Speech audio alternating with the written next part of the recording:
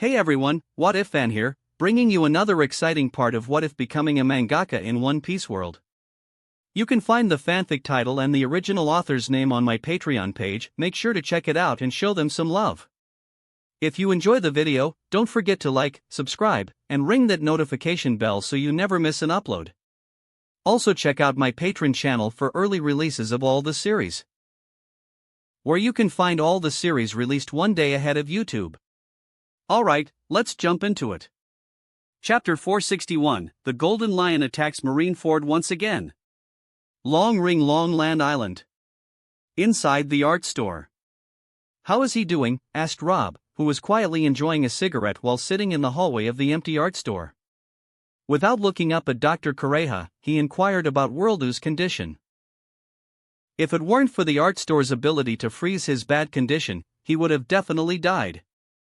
The burns on his body are severe, and although he has great vitality, a large part of his internal organs, including his heart, were burned, Kureha calmly replied. It was the first time she had seen such fatal injuries in her professional career. This is normal. He was surrounded by 3 monster-level admirals. He was lucky to survive without being killed, Rob said quietly. His calm demeanor contained a coldness that made everyone who heard him shudder for some reason. Well, since he's lucky enough to the existence of such a miraculous ability in the art store that refuses to let its customers die, I can use my medical abilities and the Heal Devil Fruit ability to cure him in 3 days. Don't worry, boy. It wasn't your fault that he was ambushed, Kureha smiled to ease Rob's sharp mood. I know, Rob's reply was brief. Sorry, man. It appears that I requested our doctor's services just as you were hoping to have her attend to you, is that correct? Rob turned to look at Erishur, who was standing nearby in silence. No. No problem at all. Erishur quickly responded. Don't worry, I'll compensate you.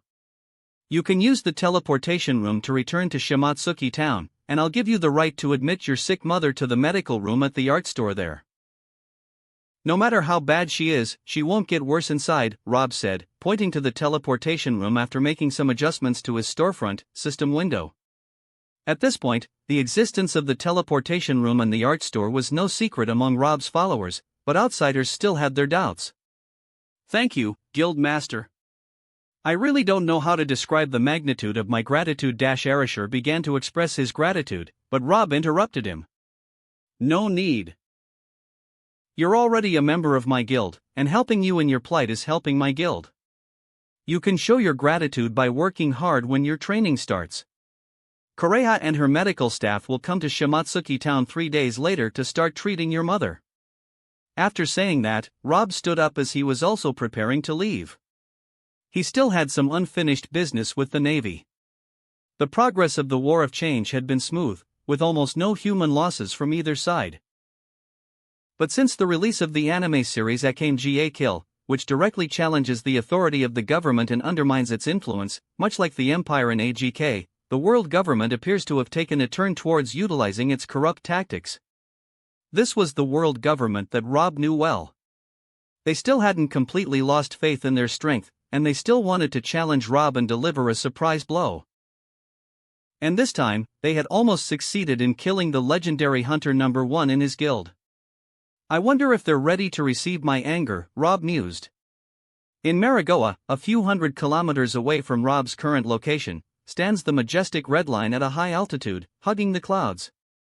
The Dragon Queen aka Usama opened her eyes which shone like blood jewels, with emerald green irises engraved with black circles that resembled a puzzle. A smile appeared on her face as she gazed beyond the walls, trying to feel something behind the sea horizon. Hafi's undoubtedly angry. Fufu, are you coming for me, Rob-chan? Emo laughed after sensing the current situation. Well then, come on, I'll play with you, she said.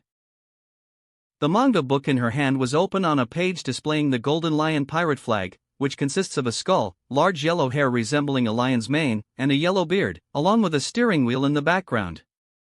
This symbol was printed on the sail of a flying ship.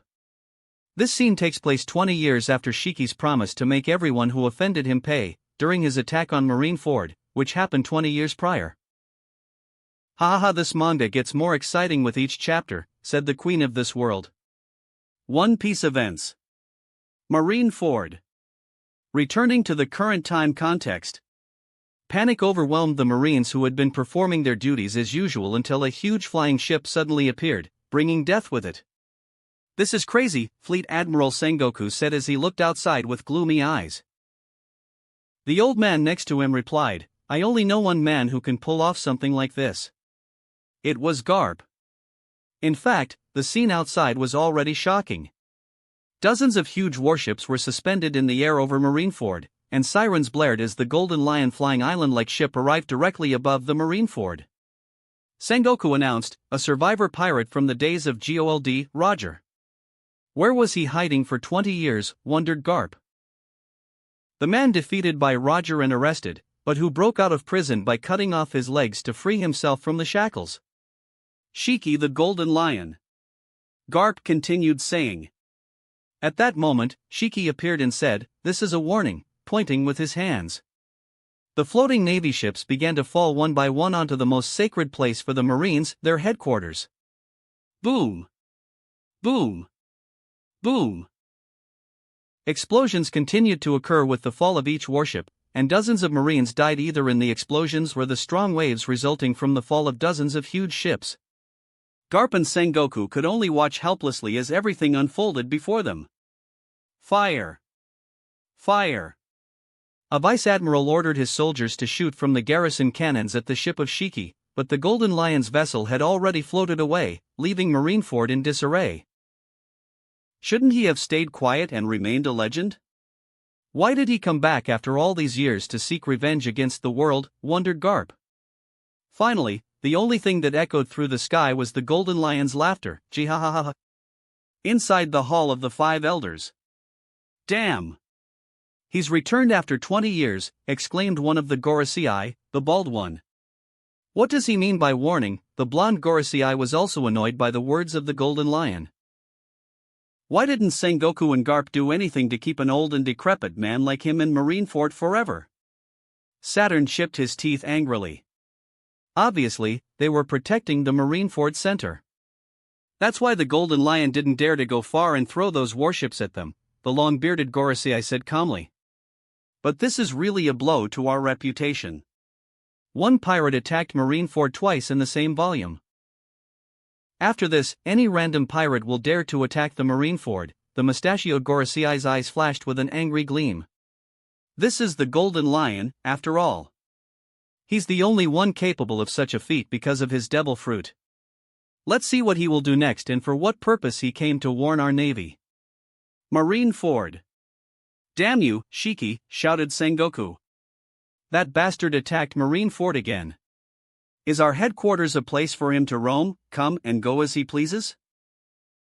Even Kon, the former fleet admiral and currently the commander-in-chief of the world government, could not tolerate the events taking place in the manga.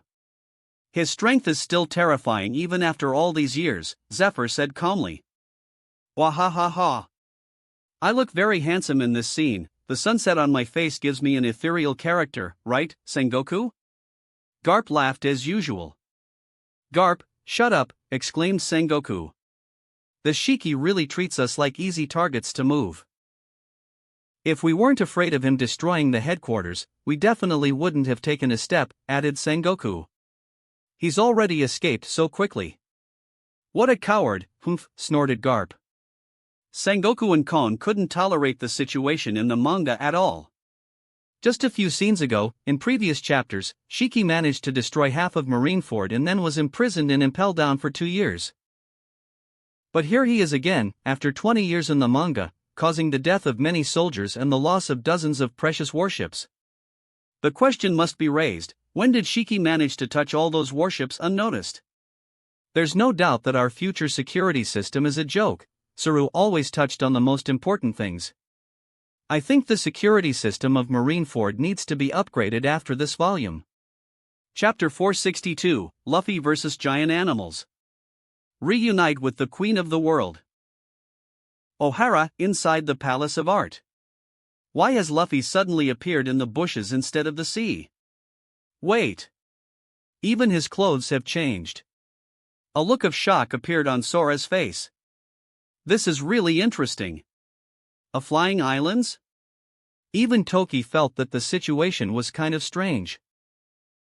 They had just witnessed the beginning of a new chapter with shocking scenes, where the Golden Lion Shiki attacked the Navy headquarters of Marineford, destroying many warships, naval installations, and killing many Marines. Could it be, these flying islands belong to the Golden Lion, wondered Sora. One Piece events. Luffy was sprinting through a lush green forest until he reached a high altitude, where he was greeted with a stunning sight. Islands suspended in the sky. These weren't like Skypiea, but they had a unique quality to them. I have to hurry and find them, said Luffy, determined to get to the bottom of this mysterious phenomenon. Without any hesitation, Luffy leaped off the edge, hurtling down towards one of the islands below. Gomu Gomu no. Balloon, he yelled, his body inflating like a balloon, helping him to land safely on the island. However, his landing was far from peaceful. In no time, a giant, flat crocodile was hot on his heels, chasing him relentlessly.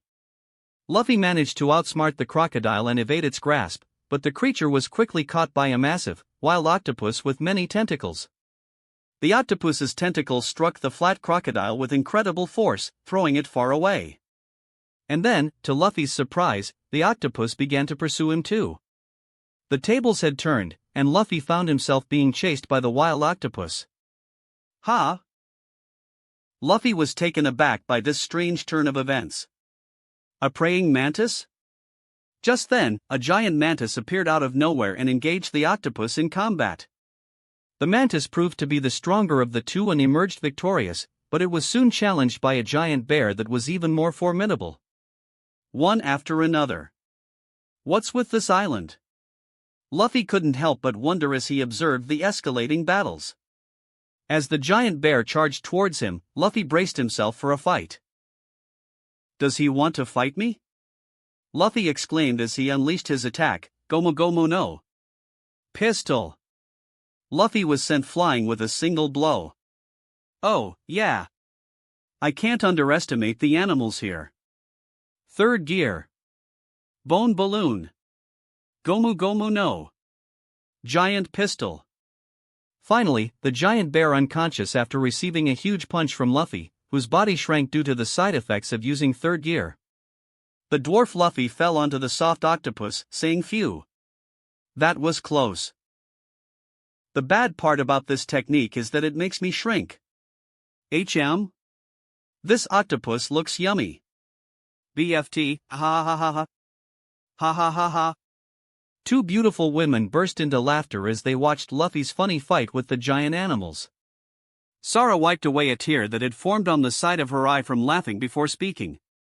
What's up with these animals? Could this be the result of 20 years of experience? Toki nodded in agreement. At the end of the last chapter, Shiki and Dr. Indigo talked about how ready the plan was, and then these giant animals appeared abnormally. They obviously have something to do with each other, right? Right. I wonder what Shiki intends to do with these powerful animals, wondered Sora. Anyway, suddenly I want to eat takoyaki. This octopus looks really delicious, as Luffy said Sora, feeling an abnormal desire to eat takoyaki for the first time in her life. Ha ha. Could this desire of yours be caused by pregnancy? Your words have stimulated my desire to eat takoyaki too. No, it's more correct that it was Luffy who stimulated our desire to eat takoyaki, joked Toki. Suddenly, the head maid of the palace, who was taking care of the pregnant couple's rest, arrived with the other maids. They took the request for takoyaki and went to the kitchen to prepare the meal according to Toki and Sora's detailed instructions. Flying Island Merville. The manga is featuring my stronghold. I don't know how I feel about it anymore. Is this what Gecko Moria felt in the previous arc? Shiki sighed with a helpless expression. Look who's talking. You were just excited as hell when you attacked Marineford and successfully escaped, Worororo. Kaido laughed. That's because I imagined the disgusted expression on Sengoku and Garp's faces because of that scene, and I couldn't help but feel tremendous satisfaction about it, Shiki replied. Regardless, our future plans will be in danger of failure after the most important part was revealed in the manga today. What are we going to do, Kaido? He asked. What about changing the goal of evolution from animals to humans? A malicious smile appeared on Kaido's face as he suggested. Hiss. This will not work. It's scary even to think about it. The fate of a human injected with many IQ evolution supplements will be inevitable, Shiki replied. What about the human Zoan fruit user? Kaido wondered with a smile. Sabaody Archipelago. This place has long been rid of all the pests it had in the original story: slavers, mafia bosses who rule the unusually dense underworld, dangerous pirates. After all, only pirates with large bounties can get here, and the most dangerous of all, the celestial dragons. All of these scum have been eradicated from all areas of the archipelago since the Hunters Guild, led by Rob, arrived here. Taking this island from the world government, which is an important strategic point for them, was the most significant factor in starting the so-called War of Change. This step was never favored by the world government, as they still very much wanted to reclaim the archipelago. Maybe their violent move this time is because of my unwillingness to return the Sabaody archipelago to them peacefully. That's why they chose to anger me. Well, congratulations, I got angry. No one heard these words because Rob said them to himself after coming out of the teleportation room inside the art store here at Sabaody. Rob's arrival caught the attention of many readers who were enthusiastically following the events of the manga. But the one who stood out most clearly was the albatross, which began to sweat at the sight of Rob. What are you doing here, Morgans? Aren't you supposed to be in the new world responsible for publishing and printing regular copies of the manga for readers there? Rob moved to Morgan's side with a blink of an eye when he noticed his presence. Ah! Rob-sama. It's great to see you again. Well, I heard that the world government will take a big step against you in the coming days, so I came to be the first to pick up the news. As you know, I'm a journalist before I was a manga seller. Morgans began to speak honestly and say everything he had because he knew that lying to this man was nothing but a desire to commit suicide. So then, well, maybe you'll get a piece of important news soon. Rob left these words behind before he left, leaving Morgan staring in amazement at his back. Rob left the art store and flew towards Marineford, which was not too far from the Sabaody archipelago. In a few breaths, he had already reached above Marineford. Not only him, but a ship appeared out of nowhere near the port as well, and soon it smoothly stopped, and 3 admirals and 2 government agents disembarked from it. So it turns out that the government and the Navy still hide a lot up their sleeves. Rob was surprised to see a user of a space ability that allows him to teleport a ship. It's not strange that there are devil fruits with strong space attributes. Now, how am I going to deal with this? Should I just kill them all and end everything? Because of his anger, an idea appeared in his mind for the first time: exterminate all his enemies immediately and cleanly and finish all this here and now. After all, he had this ability. If he really came out with everything he had, even Imu would not be able to do anything to save the situation. Speaking of Imu, it looks like she was also looking forward to meeting him. Have you come to welcome me, Queen of the Empty Throne? Rob asked towards the void. The void was soon distorted, and a humiliated woman appeared, galloping captivated by him. Fufu, as I expected, it's exciting to get close to an angry lion. It makes me feel an extraordinary excitement. Imu hugged her body in a sexy way, revealing the top of her amazing breasts. Chapter 463, The First Appearance of the Straw Hat Pirates in Strong World. Rob was filled with goosebumps as he witnessed the scene, fully aware of the dire situation the woman was in. She was a Yandere, and not just any Yandere, but one that was even more terrifying. It was commonly known that women of this type would display their craziness when they met someone who caught their attention. And in this case, Rob was the only one who managed to attract the attention of one of the scariest Yanderes in the anime world. Unbelievable, great. Rob thought to himself. Despite the shock he felt, Rob's facial expression remained cold and indifferent, which only served to increase Imu's excitement. She began to approach Rob slowly and quietly, as if walking on solid ground instead of empty air. Rob was left speechless by Imu's supernatural ability, wondering how Luffy would be able to overcome her. Rob raised his guard as the armament, observation, and conqueror haki were at their peak. He used armament hockey to protect his entire body while adding a layer of defense using conqueror hockey to create a stronger, invincible layer. Meanwhile, his observation hockey predicted the future 10 seconds ahead. Suddenly, a shocking scene appeared before Rob's eyes. In his observation of the future, this woman kissed him, leaving him speechless. He blinked rapidly as black streaks appeared on his forehead. He couldn't comprehend why she was so fierce in kissing him. Without wasting any time, Rob moved 10 meters away from the woman. He was not in the mood to deal with a crazy woman offering herself to him. Have you been influenced by Estetha's personality and ways of dealing with Tatsumi? Rob asked the woman intently when she stopped walking towards him. Estetha is interesting, but I'm the one who influences others, not the other way around. I see that you can predict the future. This is unexpected. I never thought there would be someone in this world with a stronger hockey than me. I've been training this power tirelessly for 1,000 years, said Imu softly. Imu's eyes held a hint of surprise as she had almost lost in her previous fight against Rob. Although she lost in terms of destructive forces, she did not expect to lose to anyone in terms of hockey. Her mastery of all hockey types was so profound that she could no longer see her limit. However, if a kid in his 30s could predict her true intentions, didn't this indicate that his ability to observe surpassed hers? Interesting, she mused. I had planned to apologize for my subordinate's stupidity by giving you a kiss, but it seems you declined, Imo clarified. What? Rob questioned in a frigid tone. Are you suggesting that the 5 elders enacted their revenge plan against my subordinate without your command? Fufu, that's impossible, I ordered the attack myself. However, the severity and execution of the assault were left to my tools. The purpose of it all was to meet you, and now, here we are, Imu explained with a grin. Rob's face remained cold and impassive. He expected as much from this woman, she was clearly insane. Could living for all these years have damaged her mind? What do you want? Rob asked, his tone still chilly. If it came to a fight, he would take her down with Marineford and use the opportunity to demolish Marigoa on the heads of the 5 elders too. Don't be too harsh on my people. Instead, let me fulfill a request for you in exchange for settling this matter. And as for what I desire, let's move to a better location to discuss it, Imu proposed. Inside the art store, O'Hara. Terashishishi, what a funny scene, Saul chuckled playfully as he looked at the manga. At the beginning of this volume, he was surprised to see himself in a flashback with Garp, Saru, and Kuzan. However, he was frustrated that he didn't participate in the discussion or say anything.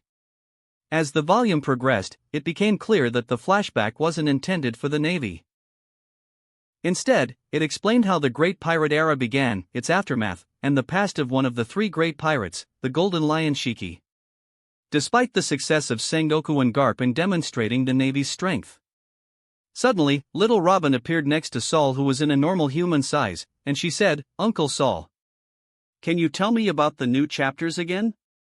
Yamato refuses to tell me. Robin. Saul felt happy after seeing Robin calling him Uncle Saul and replied, the crew was dispersed into islands floating in the sky.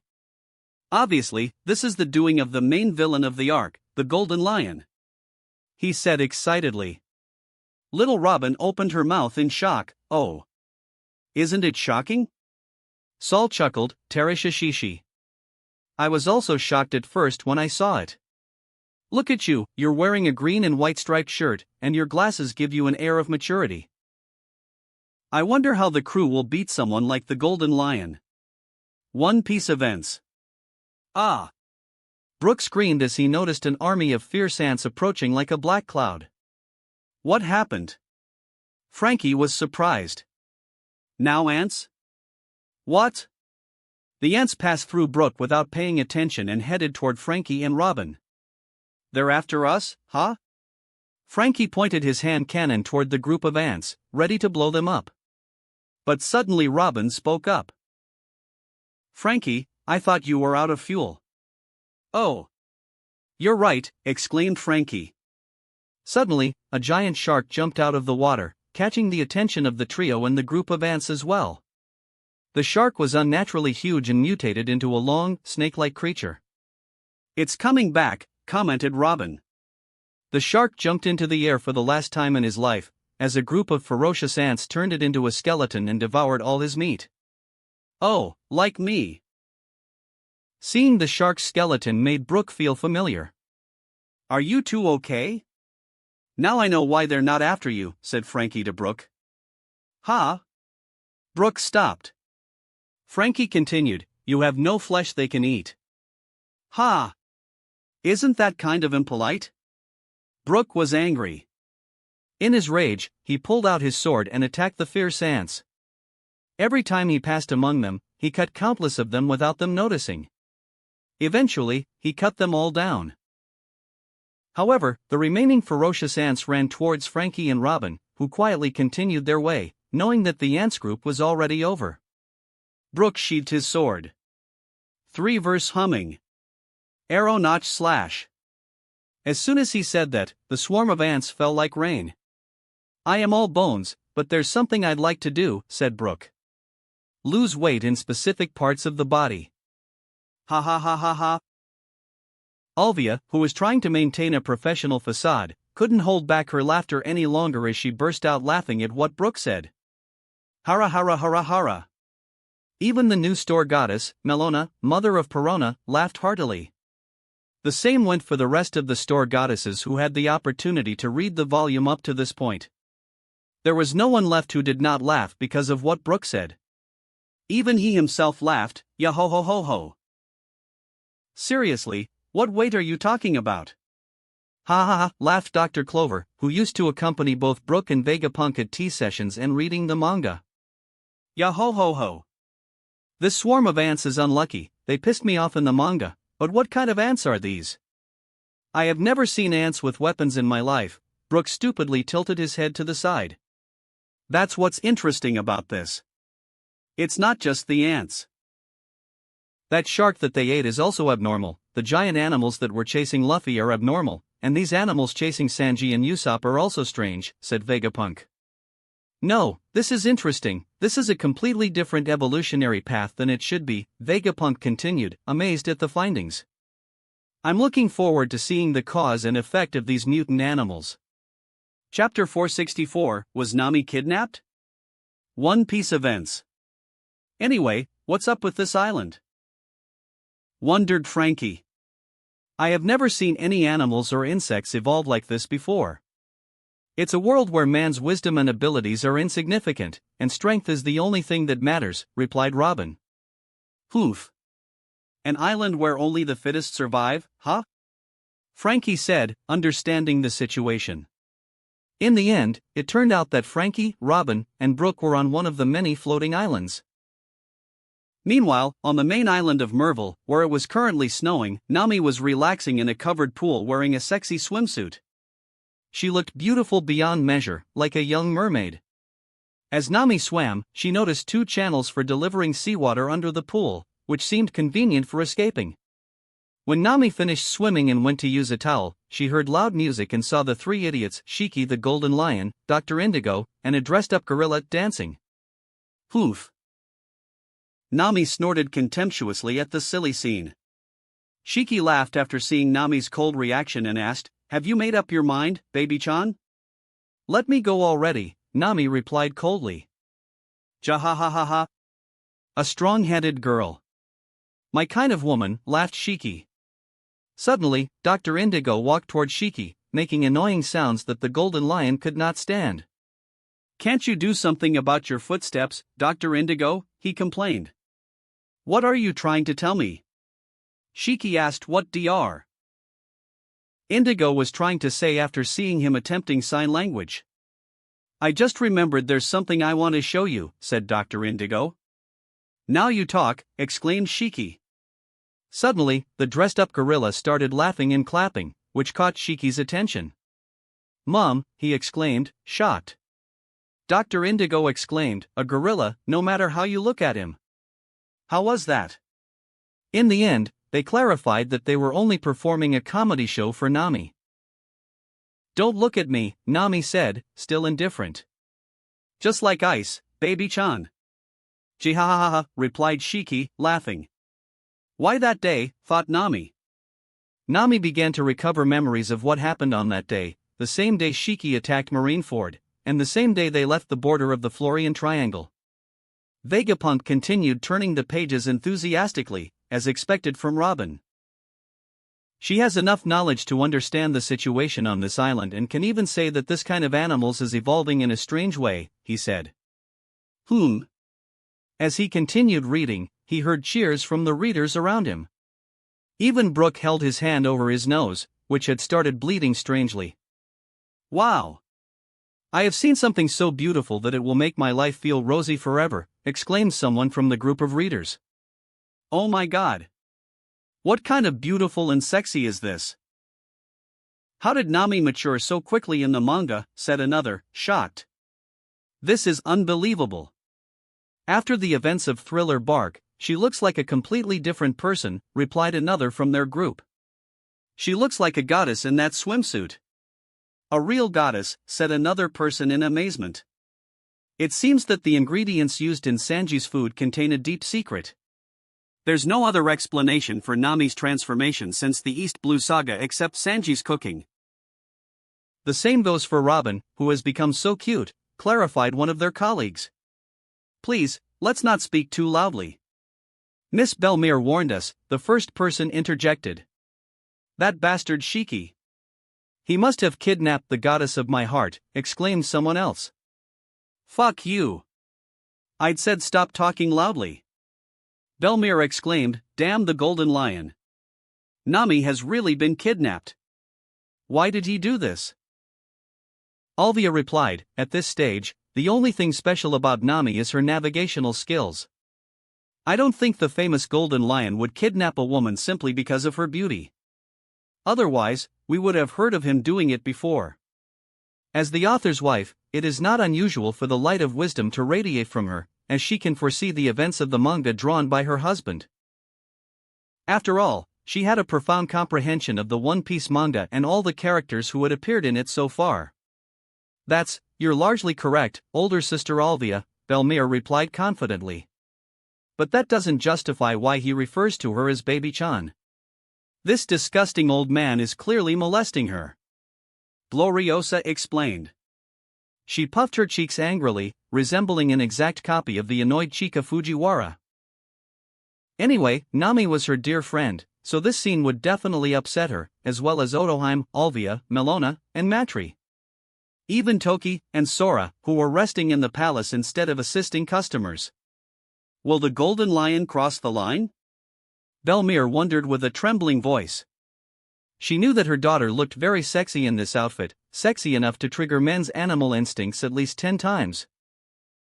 The scary thing was that the golden lion was not an ordinary man, but a legendary pirate in the current story, someone who fought Roger and Whitebeard countless times and was ranked as one of the great pirates alongside them.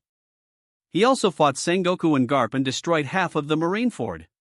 He escaped from Impel Down, and even after many years, his record of escaping from the underwater prison remains unbroken. In reality, the only person who escaped from Impel Down was Brindy World, and he needed Rob's help to achieve it. As for Shiki in the manga, he helped himself escape. I don't think this will happen. Don't worry, trust Rob, Olivia reassured Belmere. On the flying island of Merville. Jahahaha. Baby-chan? This young lady is tasty enough to be considered as such a beloved woman by me, said Shiki with a perverted smile while wiping his saliva and gazing at Nami's flawless body. He looked like an ugly bastard, ready to attack his prey at any moment. Wararararo. I wonder what the Golden Crow of the Hunters Guild will think of this scene, laughed Kaido. Isn't she Belmere, who adopted Nami and Nojiko in the manga?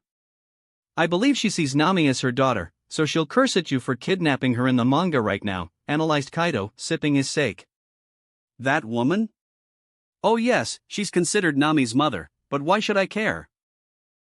If Nami does appear, I'll make sure to take her under my wing, hee laughed Shiki as a crazy idea popped into his mind.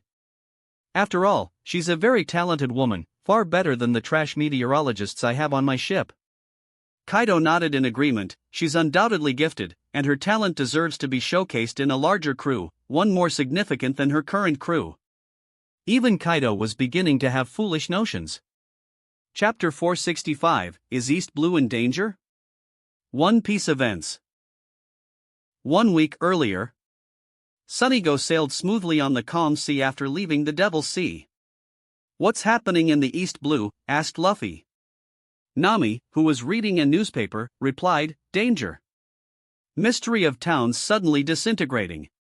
In East Blue, towns are being destroyed overnight, one after another. Our islands seem to be unaffected for now, but who knows when that will change." Nami wondered anxiously before giving the newspaper to Luffy. After hearing that, Chopper explained to Brook, who was smoking a cigarette, "Luffy, Zoro, Nami, and Usopp are from the East Blue." "I see," replied Brook. Chopper then turned to Sanji and asked, "Oh, you too, Sanji, right?" "Well, I was born in the North Blue and raised in the East Blue," replied Sanji.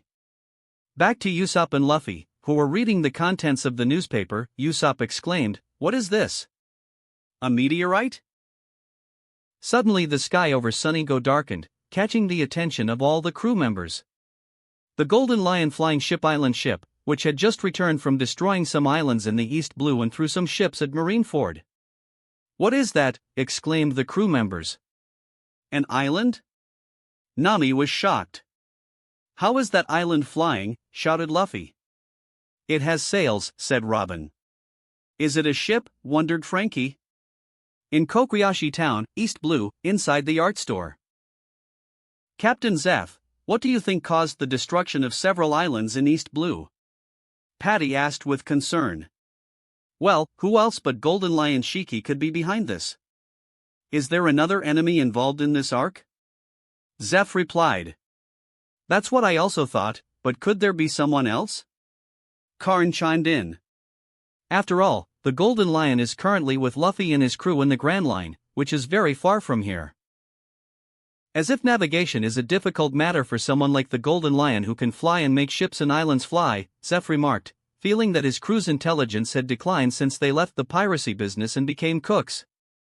"The Golden Lion could be responsible for this, but we can't rule out the possibility of other enemies," Zeph continued. "The future looks bleak. First the Arlong pirates caused chaos on this island, and now this situation. Could it be the Golden Lion?" Genzo, the current mayor of the town, expressed his concern. "That's just a rumor. Who would dare to follow such a dubious plot after it has been exposed to everyone? Even the greatest pirates wouldn't be able to." Neko, the town doctor, said while sipping sake. Uncle Neko was right. The current world system has changed significantly. It's impossible to be influenced by the events in the manga, one of Genzo's friends added. At this point, the events in the manga have become mere entertainment. Haha, another person laughed. "Most importantly, when can we see Nami and Nojiko grow up before our eyes? I look forward to protecting them from all danger." A young man's eyes lit up with an obvious case of imaginary waifu adoration. "Stop dreaming, both Nami and Nojiko will grow up in Ohara with their mother, Belmere," Genzo said with a hint of heartbreak. Syrup Town. Seriously? Why the hell is East Blue being targeted? What's going on here? Yasopp shouted in disbelief. He, like Luffy and his companions, felt uncomfortable. After all, he was the son of this place, and he wouldn't let anyone hurt it. "Let me guess, that madman, the Golden Lion Shiki, is planning to destroy the East Blue because it's the place where Roger was executed. It's obviously a fucking tsundere," Beckman commented, his eyes shining with a sparkle of wisdom. "Huh? Wasn't it the world government that chose to execute Roger in the East Blue? What did the innocent residents of East Blue get into this?" Yasopp wondered with hatred. "Undoubtedly, the Golden Lion in the manga suffers from severe brain damage. He disappeared for 20 years to plan, then he chose the East Blue as the starting target in order to try his weapon mutated animals and then buried the East Blue with Roger." Beckman continued smoking his cigarette while talking. "I wonder what the expression on his face will be like after he realizes that he will become the number one hated in East Blue, even though he hasn't done anything yet." Ha ha ha. Ben Beckman laughed when he noticed the tweets on the East Blue Regional Forum, were almost endless, and they all had a common title, ##damn underscore you underscore golden underscore chicken underscore shiki. Ha ha ha ha. He will definitely be angry. Maybe this will be a practical reason for him to attack the East Blue. Yasop laughed when he saw the hashtag outburst in the regional forum, which has already begun to extend to the global forum. Dear Yasop, I need some help here. There are a lot of clients today, and we can't do all the work. Banshina's voice suddenly came. Yasop immediately stood up. Hey, I'll definitely help. Fusha Town. It's a bit concerning, said Father Merkar. I agree, Mother Camilla replied anxiously. It leaves a bitter feeling in my heart to see such a tragic fate for our East Blue in the manga. But staying inside the art store always makes me feel safe and reassured, she continued. Father Merkar asked his daughter, Makino, who was attempting to enter the owner's personal area in the art store. Makino, he asked, are you going to Ohara again? Makino, who was only 4 years old and considered the little sister of the owner, was the only one allowed to enter that area for no other reason. Yes, Dad. I miss Robin-chan, she replied excitedly. Flying Island Merville. Oh. Wow. This is how I met the Straw Hats in the manga. Jihaha. What a majestic entrance, Shiki exclaimed with laughter, feeling excited by the scene. Just wait until you see my debut. I trust it will be the most amazing debut ever in this manga, Warororo. Laughed Kaido confidently, believing that his appearance in the manga would be the best. He was looking forward to seeing a world where he is considered the strongest. A world where the Sky Sword Rob exists only as a ghost, Warororo. Kaido voiced his thoughts out loud this time. Kaido, are you saying that you're cooler than me in the manga? Well, try getting into Impel Down and escaping from it, challenged Shiki. Seriously? Before the manga era, when I was bored, I used to go to the Marineford to eat their food and drink their wine before leaving casually. I let them execute me in various ways, but they couldn't. Do you know why? Boasted Kaido. Enough, okay, stop. You're great. Sai, today is my day, man, so respect my feelings, said Shiki in a low spirit. Chapter 466, Nami, the Genius Navigator. One Piece Events. This wind. Nami thought internally when she felt that the wind began to react strangely. She immediately decided, we can't go this way, Luffy. A cyclone is coming. Shouted Nami. What? Exclaimed Luffy. Okay. Then we should let them know too. Luffy decided. Then he started shouting, hello. So that passengers on the flying ship could hear him. You're heading toward a cyclone. Usopp questioned the correctness of this option from Luffy. Hey. Are you sure? On board the ship Flying Island. He's shouting something, said the pirate in charge of Den Den Mushi surveillance. Pirates? Asked Shiki. I think so, replied the pirate. Hey Dash. Luffy stopped shouting when he noticed the arrival of a tone dial. What is it, Luffy? Usopp wondered fearfully. Nami. Luffy passes up the tone dial to Nami. Ha! Nami caught it. It's a tone dial. Exclaimed Usopp. So this means they've been to a Sky Island too, said Sanji. More reason they're out of the ordinary. Zoro smiled. It doesn't matter who they are. Nami, said Luffy. Okay. Nami nodded. Oh. They know to use it. Shiki was surprised. He picked up the tone dial that they threw to him renewed and turned it on. A cyclone is coming. Turn your ship 90 degrees to the left. The frequency of Nami's voice is from tone dial. Navigators? Shiki looked towards his navigator after hearing what Nami said. Oh, no, there are no signs of a cyclone whatsoever, said the captain of navigators. The pressure is normal too, added another. They turned 90 degrees left. They're really fast. Suddenly huge black rain clouds appeared on the horizon. What? A perm? Exclaimed Shiki. Rain clouds, no matter how you look at them. Dr. Indigo smacks him. You're kidding. Shiki's navigator was shocked after checking what Nami just said is true. Shiki-sama. Turn the ship 90 degrees left right away. There's a huge cyclone. He exclaimed. Shiki slowly descended onto the Sunny-Go deck, shocking the crew members. How did he just fly down? Luffy's mouth opened wide. I don't know, the same thing for Usopp. I'm Shiki the Golden Lion. A pirate. Shiki introduced himself to the crew members. Whose voice was that in the tone dial? He asked. Mine. Nami raised her hand saying. It was you, huh, baby-chan? Thank you. His tone sounded strange. Ah. You're welcome, replied Nami. Wow. She has an exceptional talent for navigation and accurately predicting weather conditions. No wonder I'm tempted to kidnap her, jihaha.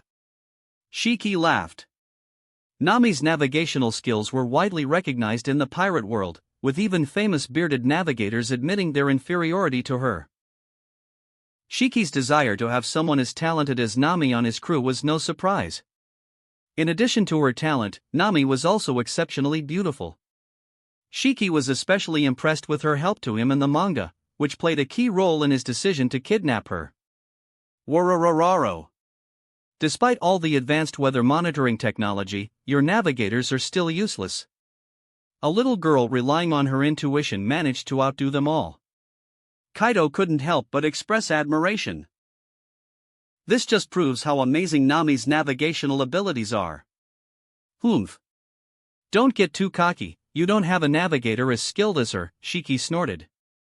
Marineford. These navigational skills are excellent.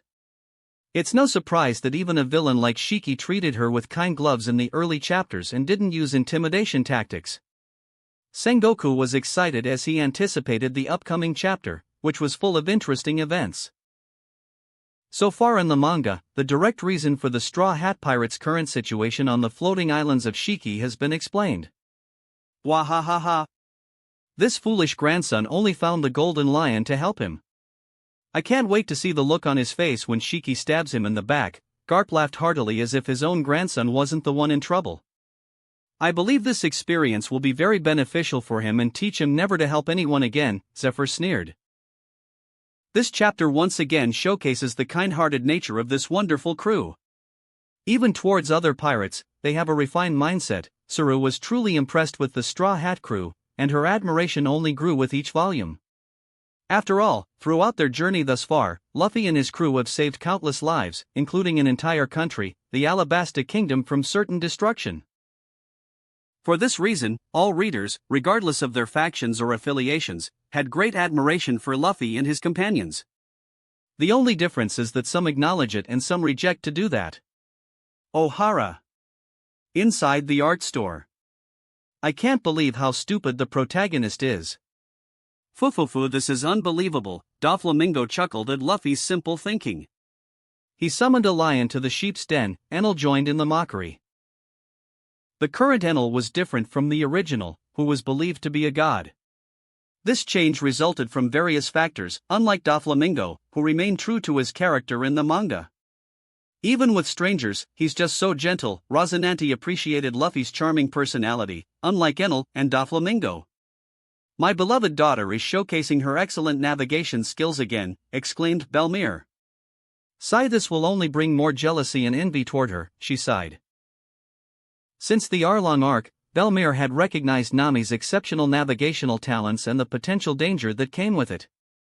After many arcs, her fears became a reality as Nami was kidnapped by an evil pirate, who coveted her navigational abilities.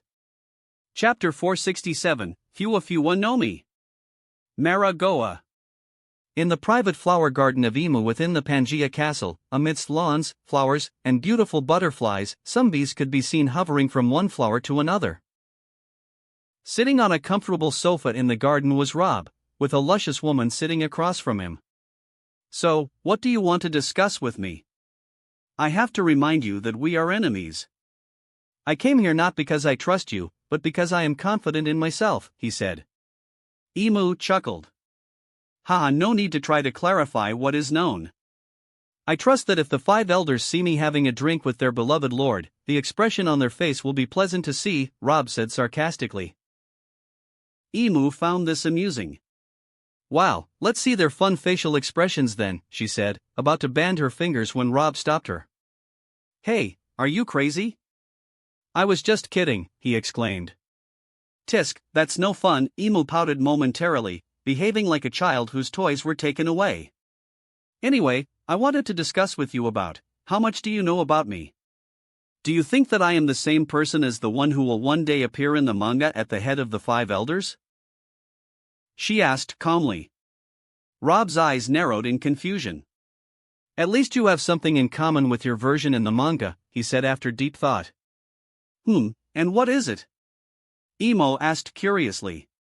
Eyes, Rob summed up his words in one word. One Piece events. Hey, mister. Why is that floating? Luffy asked curiously, pointing to the island ship. HM? Oh, that, Shiki paused for a moment before continuing, it's the power of the float fruit. Whatever I touch, I can levitate it and control it regardless of gravity. Shiki touched a dumbbell on the deck saying, watch. What is it? Usopp and the rest of the crew approached so that they could clearly see the result of the experiment.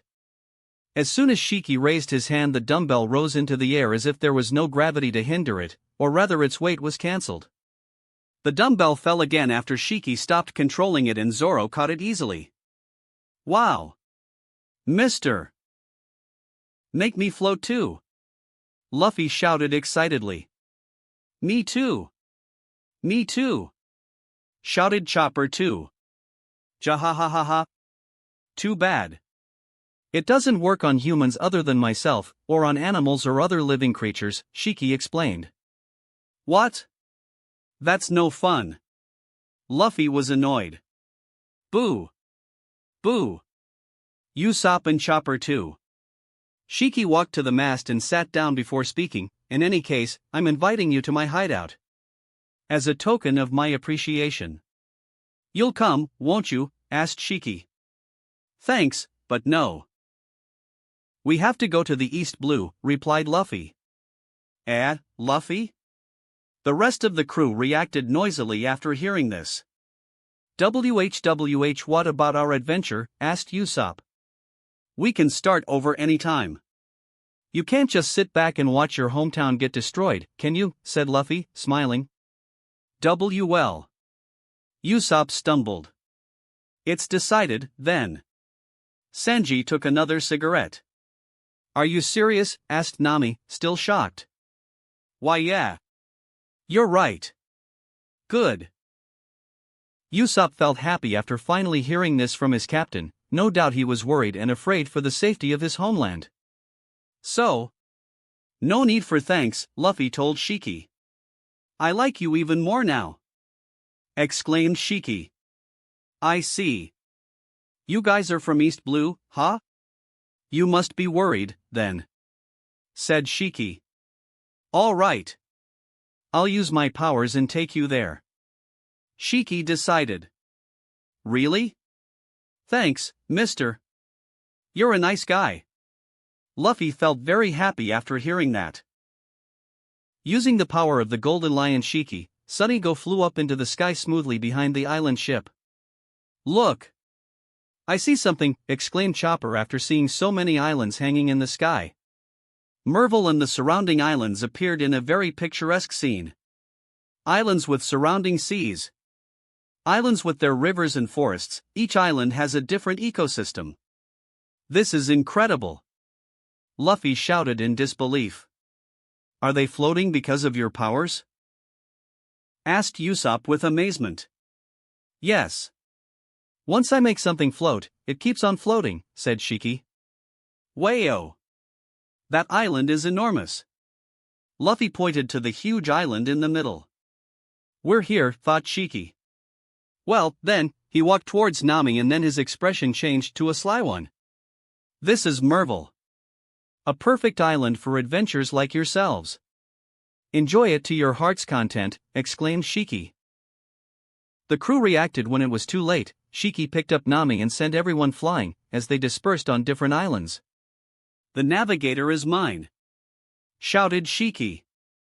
Nami. Luffy tried to stretch, but under the control of Shiki, Sunny Go fell on them. Luffy. Guys. Nami screamed at the sight of the scene of her nakama falling into the unknown. Jahahaha.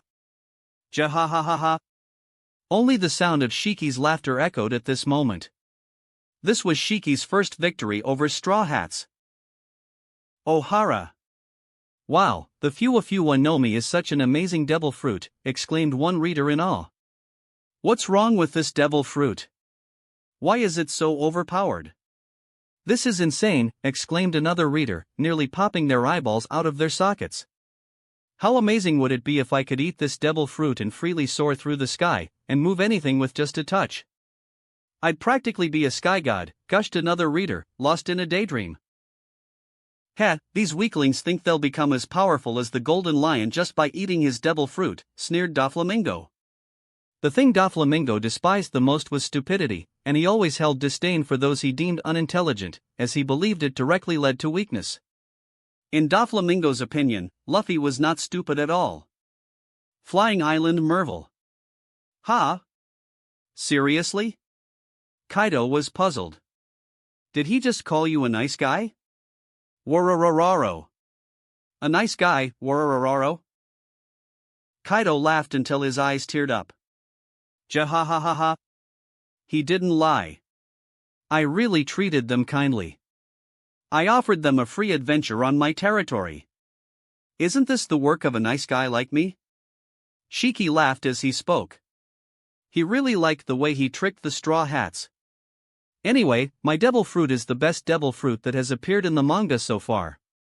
Is there a rival? Jihahaha. Shiki announced arrogantly. The strange thing is, do they not know about the Golden Lion? This is not possible. After all, 20 years of disappearance cannot erase the prestige of the name of a great pirate. This time King spoke, who always reads manga from the perspective of someone who reads for understanding, so he can't be seen laughing. Oh, it can be said that Luffy may not know, but what about Robin? Someone like her, I don't think is unfamiliar with the name of the Golden Lion, King continued explaining. Suddenly the sound of annoying footsteps came from the side, and Dr. Indigo entered the hall. What are you trying to say, Dr. Indigo? Are you trying to merge with your character in the manga? Shiki wondered after seeing his subordinate speaking in sign language using the annoying sound of his shoes. Oh, I understand. Mom finally arrived, exclaimed Shiki. Obviously, I'm saying that your trick with Straw Hats was perfect. Dr. Indigo slapped Shiki in a scene similar to their characters in the manga. Tisk, are these the symptoms of clotted brain hemorrhage in your head due to a steering wheel? Pathetic, Kaido felt pity for his ally who had begun to develop dementia. Jihaha. It's just a reenactment of the events of the manga. Don't be boring, Kaido, Shiki laughed. Anyway, I want to see what the situation is in the East Blue. Was the experiment successful? We will see what will happen next. In the end, we will decide how we will change the experiment towards a more successful factor, said Shiki. Kaido smiled after finally hearing something serious. That's why he decided to ally with this man. He can plan almost anything. Syrup Town. How will they survive this? Banshina asked, enjoying reading the events of the manga. She had just finished quilting the storyline, which included a flashback of Shiki's encounter with the Straw Hats. They're going to kick the Golden Lion's ass, isn't that obvious? Yasop said as he hurriedly carried 2 trays of drinks to serve customers. I don't see any way they can make it work. If it really happens, it would be completely illogical, Beck replied. Like Yasop, he was also holding a lot of drinks. Banshina laughed and said, this view deserves to remain immortal, as she filmed both of them using her phone's camera. Chapter 468, The Plant of Evolution, IQ. One Piece Events. Shiki-sama. Returning to the present, Dr. Indigo hurries to tell his captain something. We have a new form of evolution.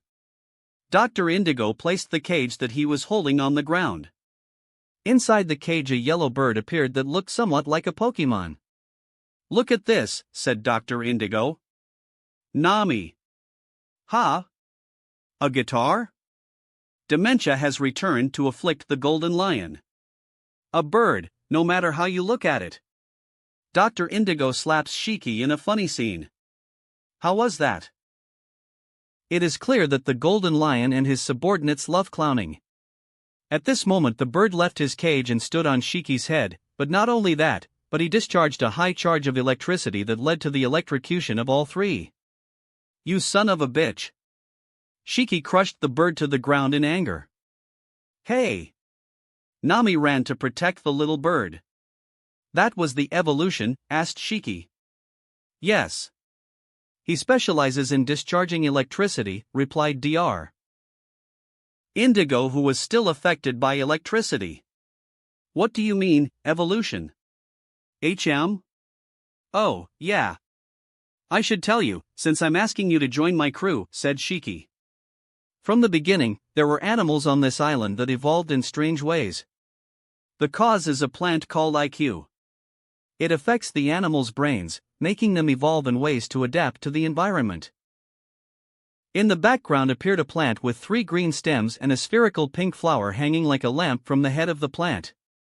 When I found that out, I took control of all the IQ plants on the island, Shiki announced.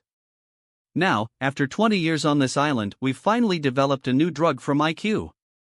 We named it SIQ, continued Dr. Indigo. It turns out that the reason the Golden Lion plan was delayed for a whole 20 years is in order to develop this new drug. 2 bottles of SIQ appeared in the hand of Dr. Indigo, one contains SIQ in its liquid form and the other in solid form. When we inject this into animals, they evolve into fighting machines. Through repeated injections, they become increasingly violent. This island is full of such savage animals, announced Dr. Indigo. O'Hara. Vegapunk's eyes widened as he exclaimed, so, the Golden Lion's plan is based on a miracle plant. How did he even discover it, and where did he get it from?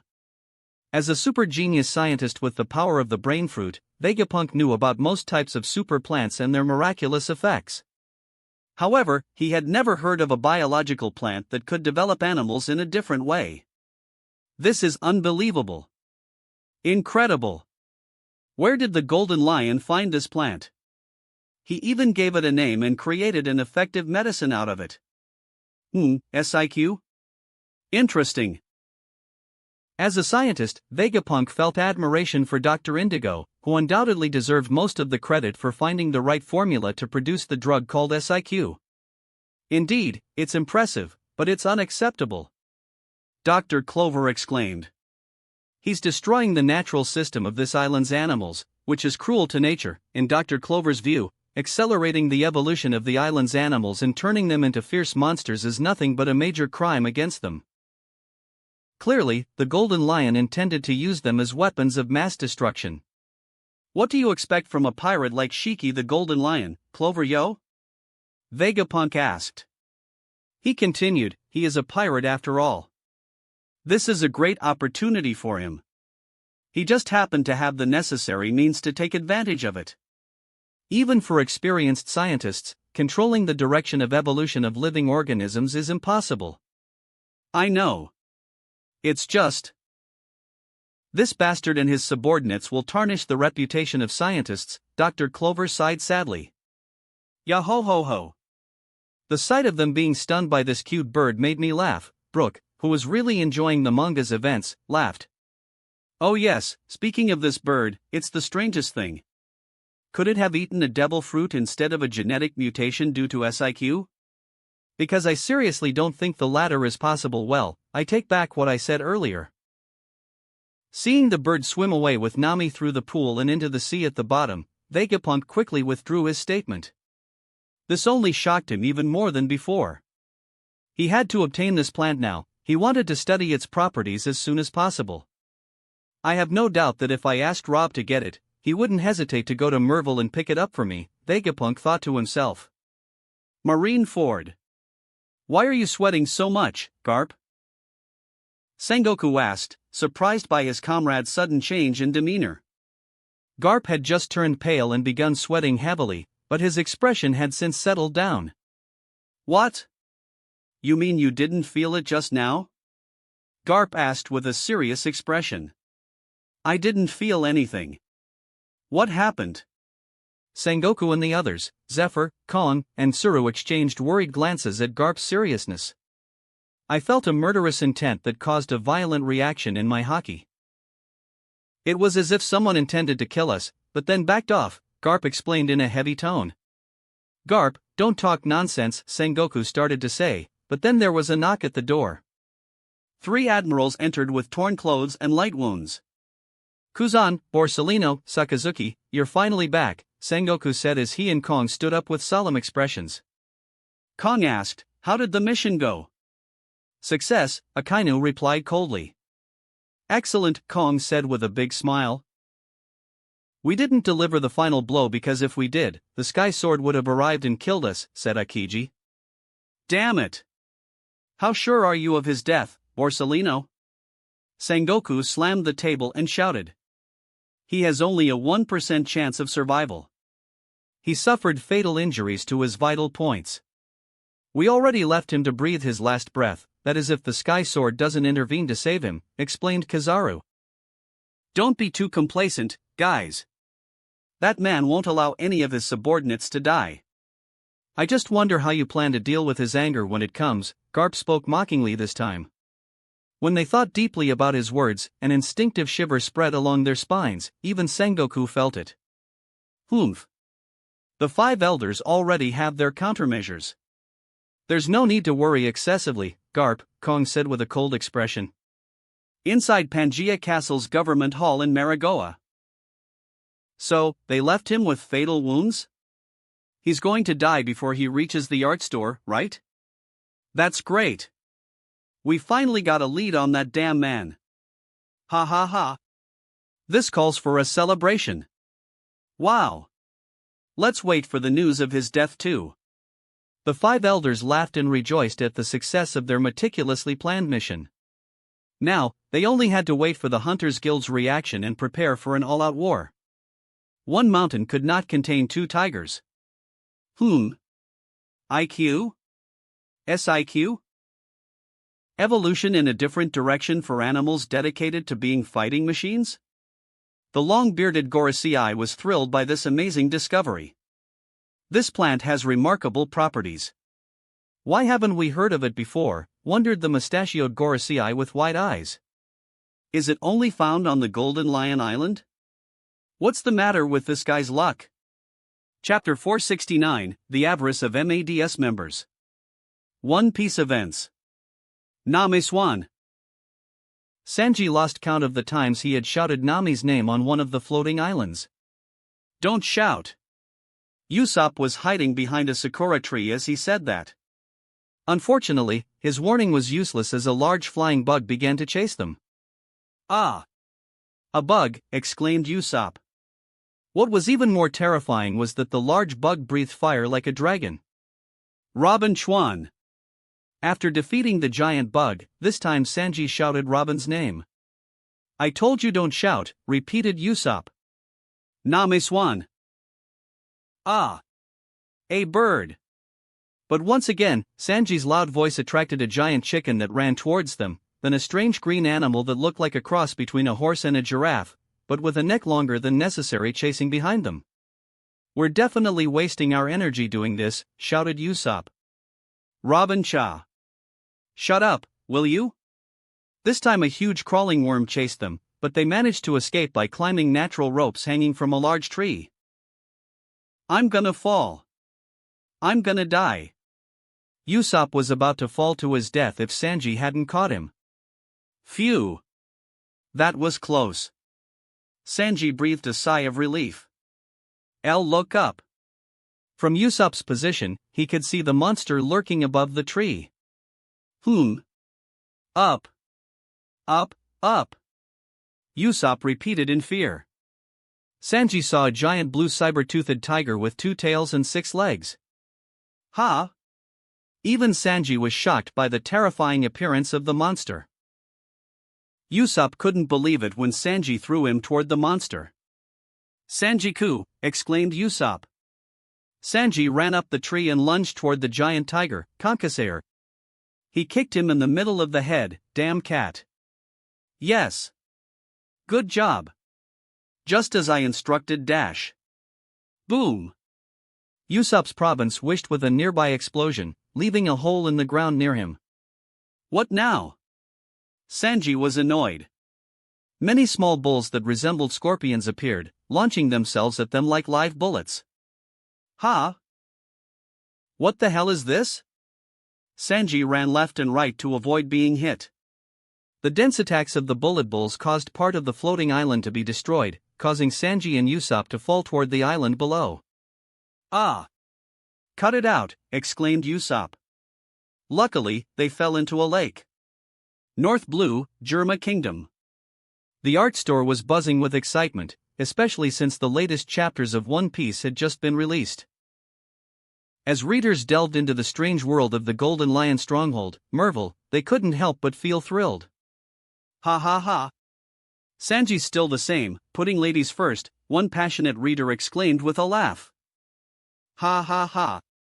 Usopp's always in for a rough time when he's with Sanji." "How can he possibly silence a man whose sweetheart's been stolen right in front of him?" another reader chimed in, feeling sorry for Usopp. At least they managed to escape in the end. It was lucky for them that they fell into the water. "Oh, look, there are civilians on the island where they landed," said yet another reader. "Didn't Sanji say he's from North Blue? I wonder which island he's from. Maybe it's Old Neil or even our kingdom." "Who knows?" pondered another reader.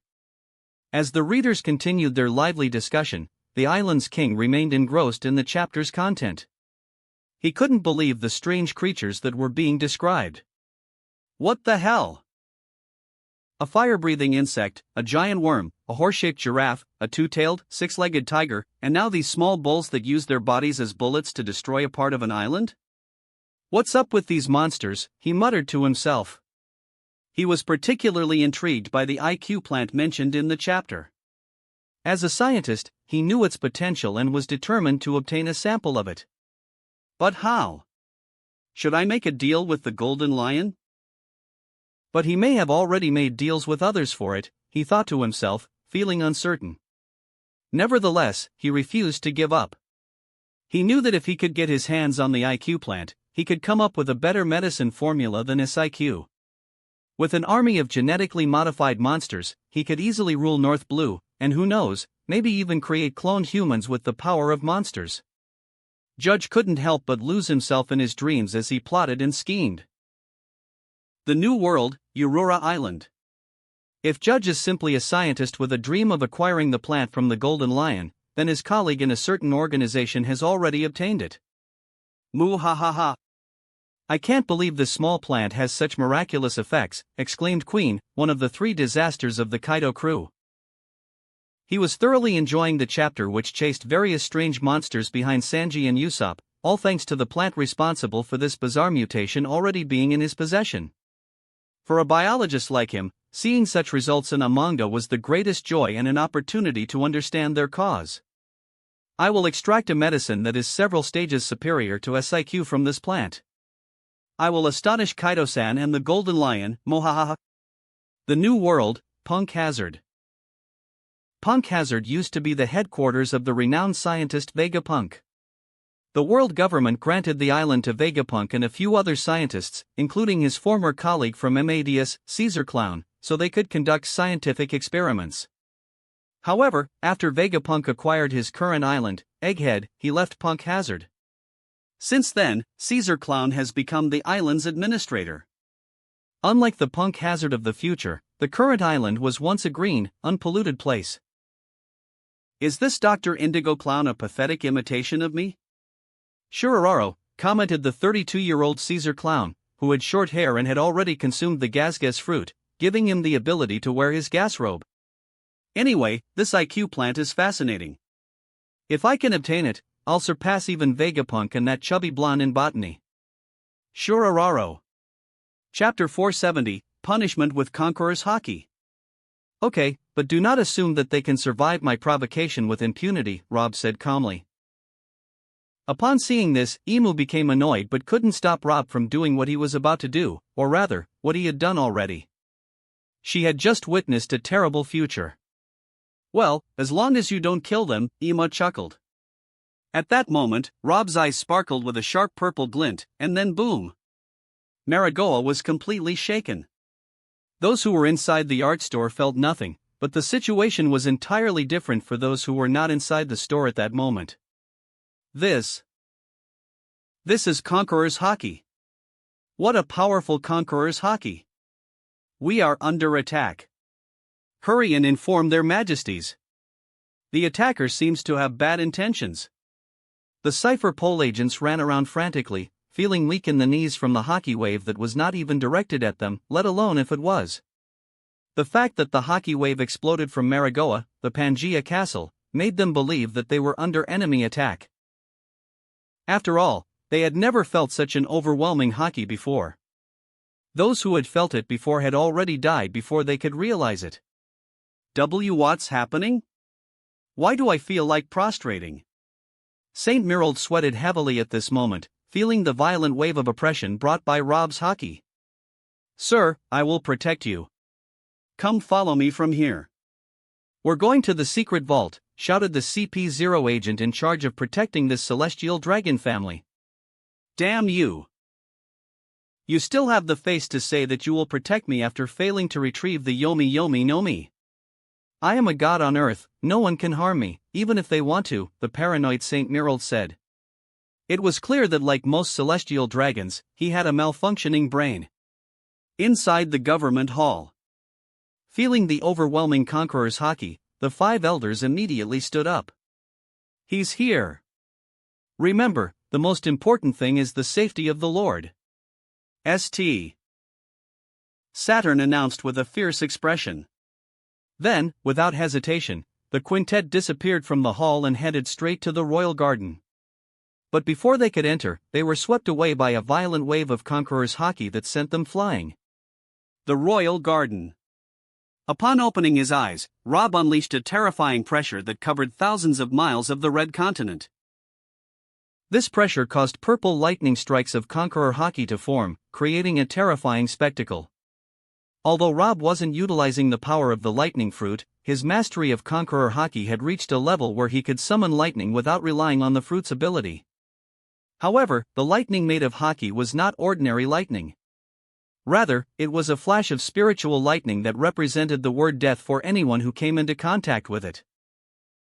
This was similar to the Haki attack that Yonko Redhaired had launched at Admiral Ryakujiu in the country of Ueno from a distance.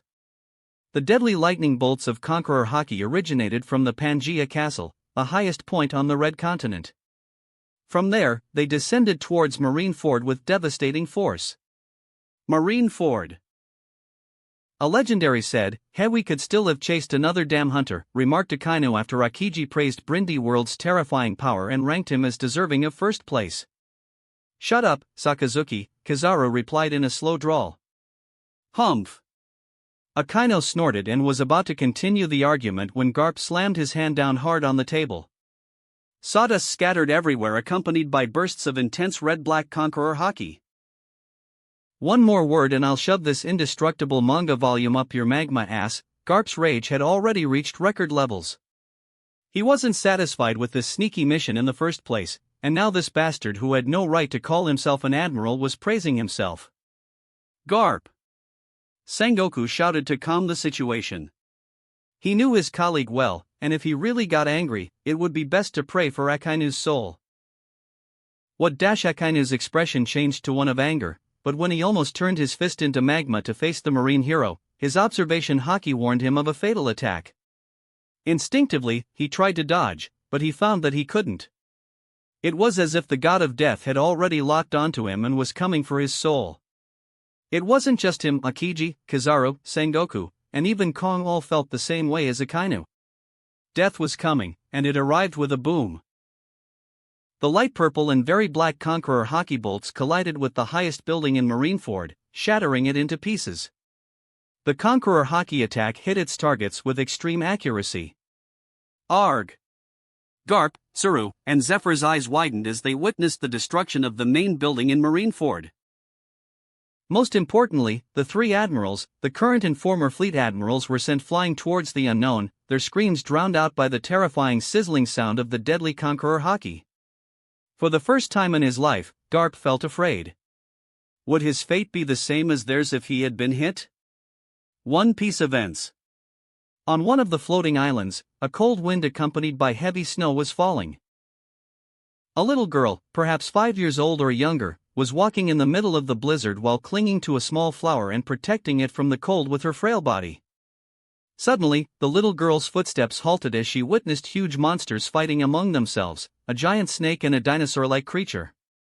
Seeing this terrible scene caused the little girl to faint. In her unconscious state, the little girl held in her hand the most desired thing, the IQ, that the dinosaur-like monster wanted to devour her for. However, this did not happen because Zoro arrived on time and cut off the monster. "We made it in time," said Chopper, who was on top of the huge mammoth. Zoro held the little girl and said sarcastically, "Chopper, let her wear your fur." Chopper responded unconsciously, "Yeah, she looks cold." Then he exclaimed, "Hey, obviously I can't take it off." "You're awake," said Zoro, and after a while, the little girl woke up to find herself in a strange place above a giant mammoth. She said confusedly. "What are you doing in a place like this?" asked Chopper. "Oh. I was." The little girl stuttered. "It doesn't matter. Let's hurry and get out of here. We've been in the snow for days, and I'm sick of it," said Zoro. "It only takes half a day to cross the winter zone," said the little girl, surprising Zoro and Chopper. "Huh!" exclaimed both Zoro and Chopper in unison. "That way," the little girl pointed the opposite way. "See," she said after they reached the boundary between the winter zone and the spring zone. "You were telling us which way to go, weren't you, Zoro?" said Chopper.